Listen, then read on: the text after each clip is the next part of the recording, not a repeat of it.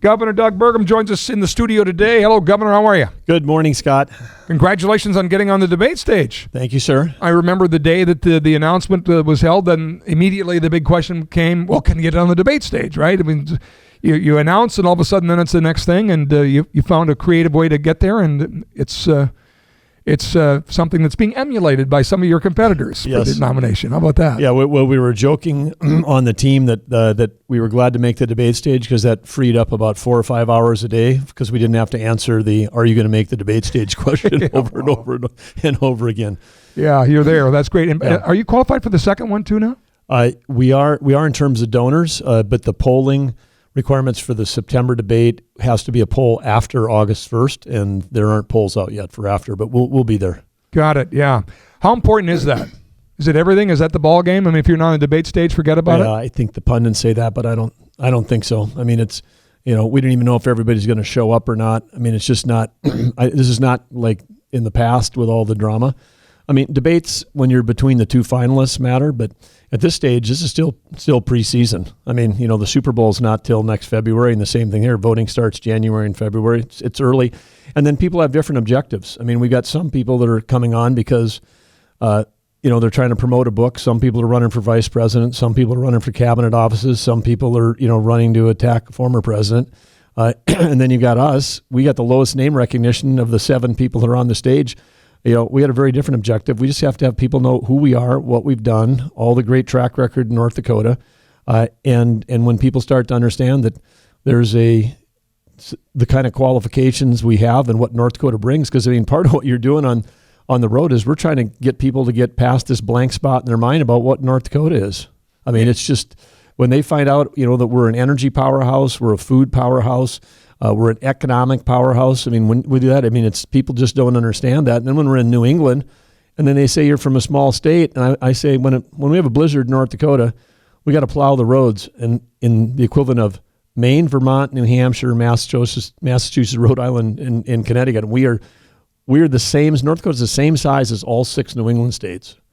And I said, and we get that done with a fraction of the number of the people in the DOT that in these 6 states. I said, so we know how to do efficient government. But it's just interesting what people think a small state is. We're a big state. We're a powerful state.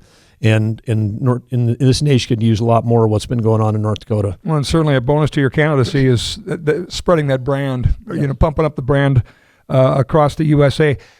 I understand that Fox officials were meeting with Donald Trump last night, basically trying to convince him to be in the debates.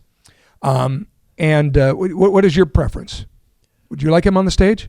Well, I think if you're having a debate, we ought to have all the candidates there, sure. So that's, because otherwise it'll be the drama, right? All the stories won't be around, what can Republican candidates do for this country? It won't be around Joe Biden's ridiculously horrible record on the economy, on energy, and national security.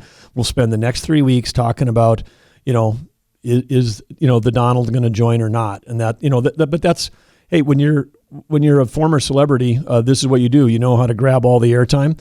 But what we're running on is not about, who shows up or who doesn't. We don't care who shows up. We're going to be there, and we're going to be talking about Joe Biden's record, and we're going to be talking about the vision for this country. Last night you were on Brett Baer, a special report on Fox News Channel, and he asked every candidate that started the interviews, what's the biggest threat to America? Yours was China. Talk about that. Why is China the biggest threat to America? Well, we're in a Cold War with China, Scott, and Biden administration won't say that out loud, but we are. But this is very different. Some of us are old enough to remember what a Cold War was in the 1980s and how Ronald Reagan led us through that. Where economically we just outperformed Russia, and at the end of the day we basically crushed them with our economic might. But we were spending 6.5% of GDP in the 1980s on military budget. Now Biden is spending less than the growth of inflation on the military budget. It's about 3.5% of GDP. And then of course Russia in the 1980s had a very small economy, and our economy and Russia's economy weren't really connected at all. We weren't dependent on them for anything. They weren't our key supply chain. They were just completely separate. Now, here we are. We're in a Cold War with China. They've got the second largest economy in the world. They've passed Japan, so they're the number 2 economy. And our economies are completely interlinked, in part because of the assault on American energy and the ridiculous in regulations, starting with Obama, that has driven all kinds of manufacturing out of this country. And whether it's, fertilizers, supplies, chemicals, manufacturing, you name it, we pushed all that stuff out of this country starting in 2008, and it went to China. And now we're in a position where we're completely dependent on China for a number of things. So this creates a very more challenging thing. But we have tools where we can win. We can win the Cold War with China, and that's one of the things that a Burgum administration will do. But we'll start with energy. China imports 10 million barrels of oil a day. A day. They need that to keep that economy going over there. And we know, wars have been won and lost by access to energy. But we got Kerry, we got Yellen, and we got Blinken. Three leaders. Sounds like Dewey, Cheatham, and Howell, kind of a law firm there. Yeah, but it was like, Biden sends over, 3 top folks from his administration to China in the last month. And do they talk about energy? No, they don't talk about energy.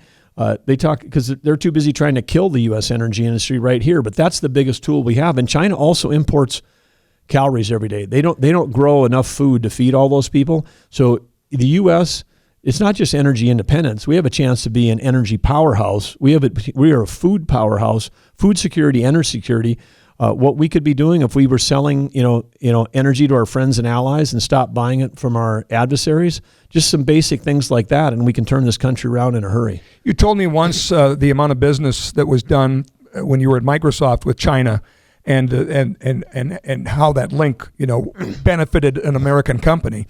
Are we long past that? In other words, has the Fufeng example got us to a point where we've got to be wary of every single thing that China's trying to do in this country? Well, I think we have to be clear. It's a little bit like we've had to do with other regimes, but there's only 7% of the population of a country with like 1.3, 1.4 billion people that are part of the CCP. The rest of them probably would like to get out and come to the United States. I mean, we have a wall to keep people out. These other countries have walls to keep people in. I mean, the U.S. still has an advantage of being able to attract the best and the brightest talent from all over the world. But on the China standpoint, it is. They could be a market for us. I mean, instead of us being dependent on them, they could be dependent on us. We could be in a position where we're controlling their economy because we have the economic power to do that. But if we just decide that we're going to somehow, split this world, and there's going to be China and their sphere of influence, and then ours and our sphere of influence, that's not a great plan for the U.S. And our allies. We've got to figure out how to do this. And I'll tell you,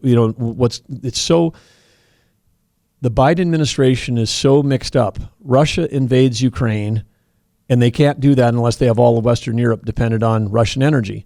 Then belatedly, after the price of oil goes up, Russia makes total bank. The Putin estimate's he's worth $70 billion.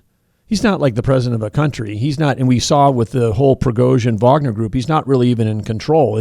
They have a fancy name, oligarchs, but it's a bunch of mob bosses that are running large criminal enterprises in that country. And the Wagner group wasn't just taking people out of prison and fighting Ukraine. They have 65 shell companies. They control 25% of the Syrian oil production after they went down to help out, quote, help out Syria. They went down to help out the Central African Republic, and they took over a 200 square mile area that contains the largest gold mine in Africa. They're shipping that gold back to Russia. And now we've got this problem where we put the sanctions on Russian energy. It drops the price of Russian oil and gas by 20% in the world. And we think, oh, great, we're really putting the world to hurt on Russia. No, they're selling it to China. China's getting discounted oil and gas right now because of our sanctions on Russia. And I'm telling you, every farmer I've met in Iowa would like to get 20%, 30% off on their diesel tomorrow, but they're not. So the Biden administration, you can't separate the economy from energy, from national security. And when people don't understand how economics work, they don't understand how that works. I mean, some of these things we're doing are actually helping China instead of hurting China. And then why did I bring up a gold mine? Because now they're talking about having some other countries having a gold-backed currency.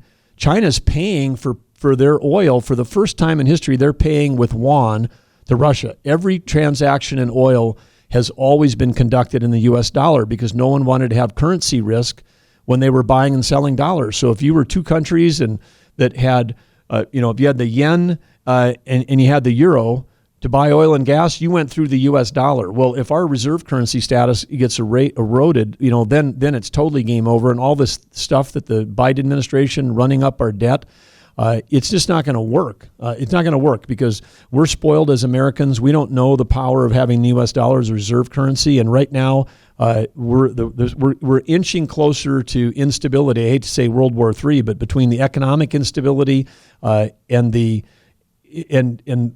what's going on in the actual, I mean, we're in a war with Russia. It's just a proxy war. So we're right on the edge right now. Minute left before the break, and I want to ask you about the border.